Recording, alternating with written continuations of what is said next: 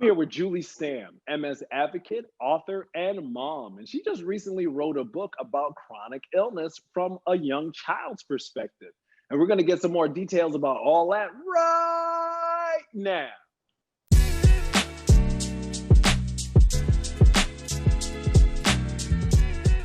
Julie, like, I don't really know many people who's like, I have this horrible disease. I'm going to write a picture book for my 3-year-old boy about that. That's what I'm going to do. Yeah. Like, how did you come up with this idea? Like, what's going on? I think in terms of the disease, I've always been like that. They've always said like, okay, in 10 years, you're probably not going to be walking. I'm like, well, I am. So take it down a notch. And then like, even with the kid, with my son, you probably shouldn't have children. Well, I'm gonna. And here's the materials we give them. Well, I don't like them, so I'm going to create one. Wow. So you did not like the materials out there in the world. So you just I think decided to create your own?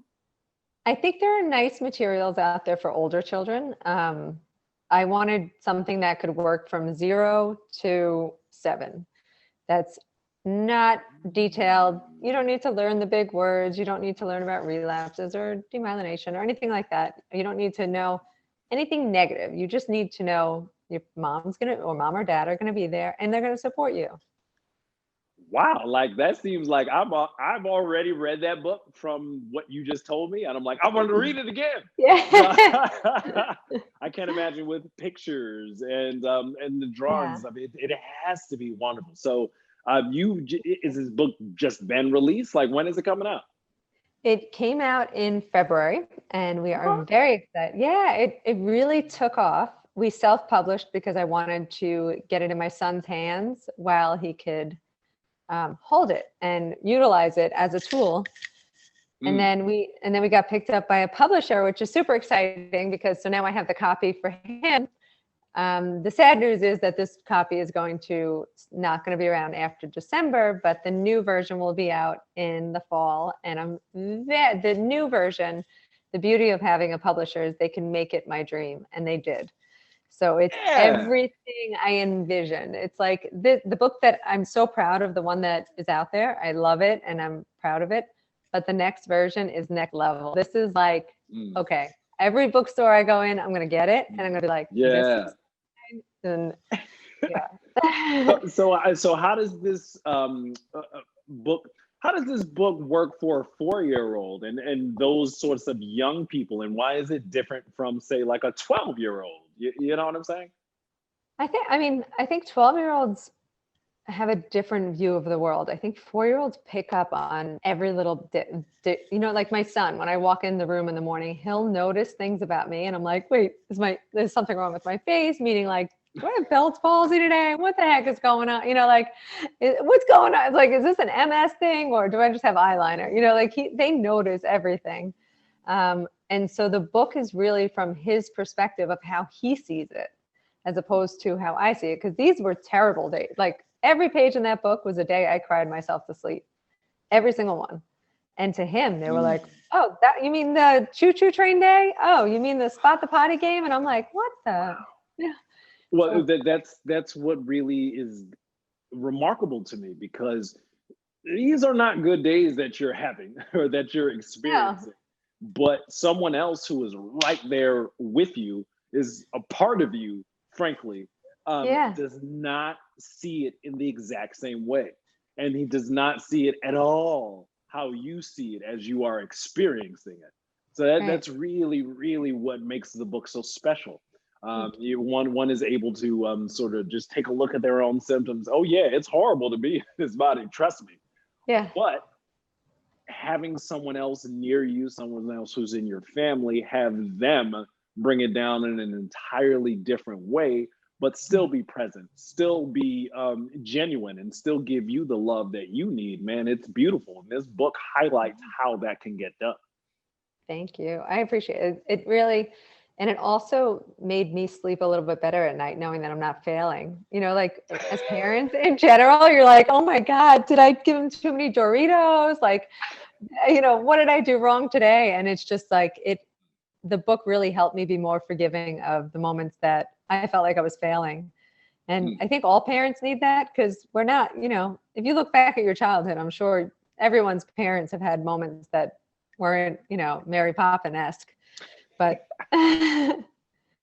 So how yeah. easy was this to actually write and get this out of you? Was this just something that just poured out of you? Like, let me talk to my son and I'll have somebody else draw it and make it into a cool, awesome book and publishing houses will be fighting over it. Or was this like a I, slugfest? Like, I have to write these pages. I have to get this going. Like, and live with MS and take care of this kid all at the same time. Like, how did this all come together for you? I've been writing my son a diary since he's born. So it was really easy to find the materials of what I wanted to cover. I think my hardest thing was that I didn't want to miss symptoms that other parents might.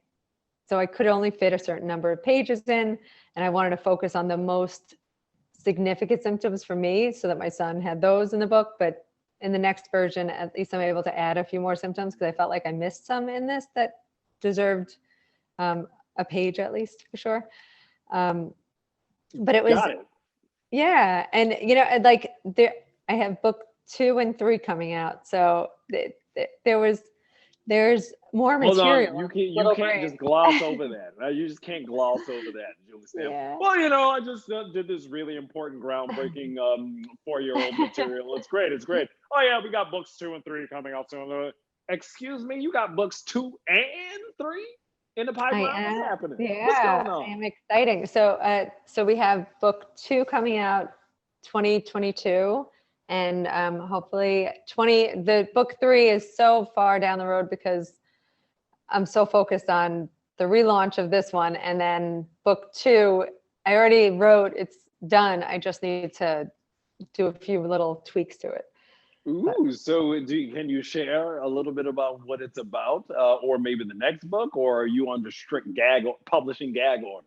It's just for a different age bracket. Not an adult. It's for children. It's going to be a little bit a different approach. So I want to appeal to children in different ways because I think some people learn differently. So this will be. So even that people learn differently, why is it so important to you that children have this way of understanding chronic disease?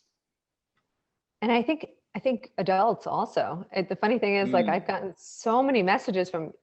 So I have an 85-year-old man that lives downstairs, and so during the pandemic, we've been delivering him dinner, and I was like, I don't know what to give them. Like he's bored, so I gave him a book, and like, what's he gonna do with a kid's book? I don't know, but I was like, here's what I got in the apartment that's not used. Like, I'm not gonna. But he wrote such a nice note back, and then it touched him in a way. So I feel like the message is. For all people with or without a chronic illness to like just stop, take a breath, take notice of what's going on, forgive yourself, and like take a breath. God, we're all so hard on each other and so critical. And I have MS, but I know you do. I know you, but other people can have lupus or rheumatoid arthritis or depression. Everyone has something. So we all need to just be aware of the people around us, that everyone, even though you might look a certain way, doesn't mean you're not battling something. So just be kind and shut it down. There's an amount of grace that comes along with dealing with others and with dealing with yourself, and dealing with your expectations and dealing with other people's expectations. And this book is a great way of introducing realities. Here, son, here's some facts. Yeah. I'm not going to talk to you about spasticity, but Yeah. I'm going to be like, mommy's knees don't feel so good right now. And sometimes we sit in the park and watch the pigeons play, like just because my knees feel so bad. And I just want to make this point in this way because it's about grace and being able to be like, all right, look, this is what I got. However, I'm still going to be as present and as much of myself as I can be for not only myself, but for you right here and right now. Yeah. That's exactly right. And that's the one thing I will never let MS be an excuse for my son, ever. He can never be like, oh, well, my mom has this and this isn't. No, it's not going down in my house. It will not happen. I have been a wonderful mother. I have fought. I have, even regardless, and I know there have been obstacles, but Lord knows this kid has had a beautiful life.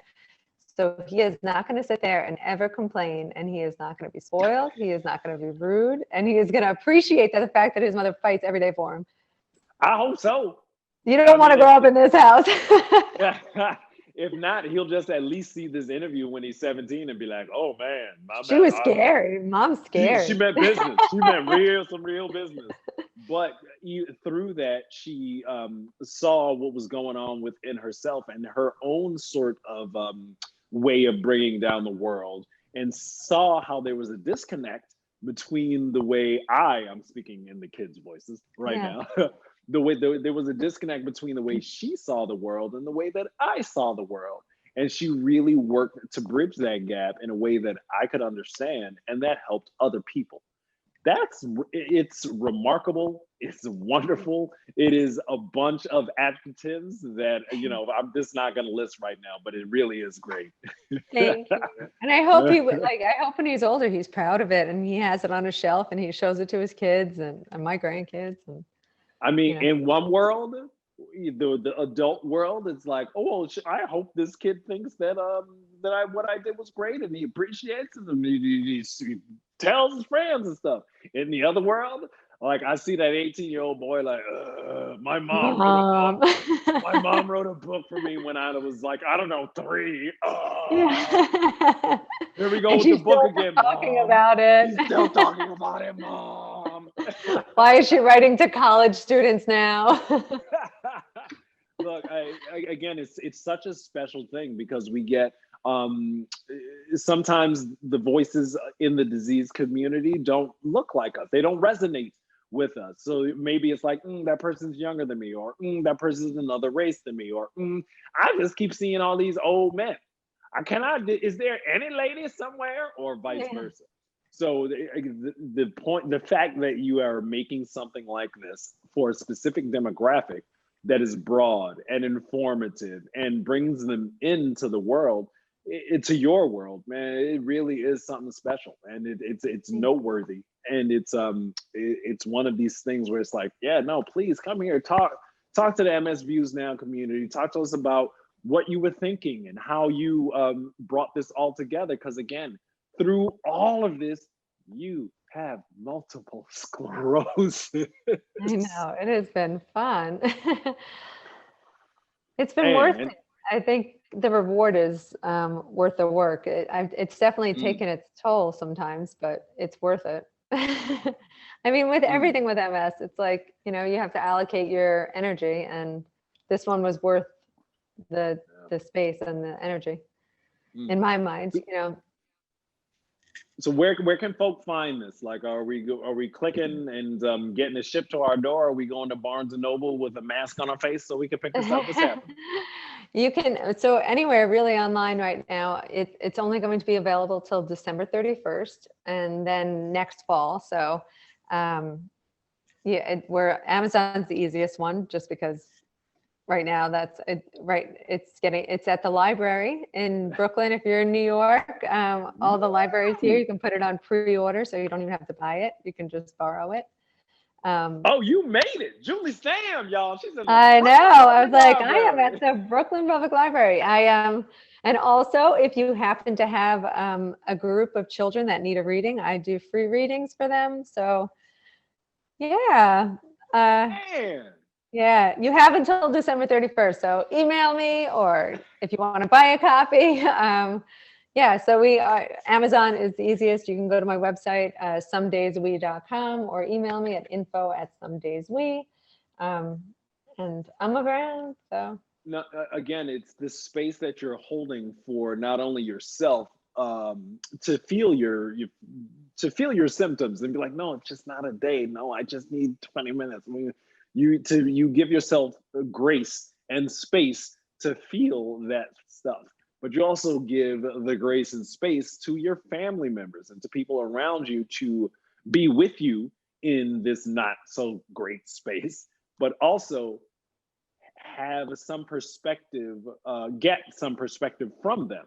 So you're like, all right, you know what? I don't feel so great, but this 4-year-old in my face, recognizing that he knows it's not so great. Oh, yeah. He also is wanting to do other things and develop that, and this kid is not letting me stay in this place that I quite rightfully can be in.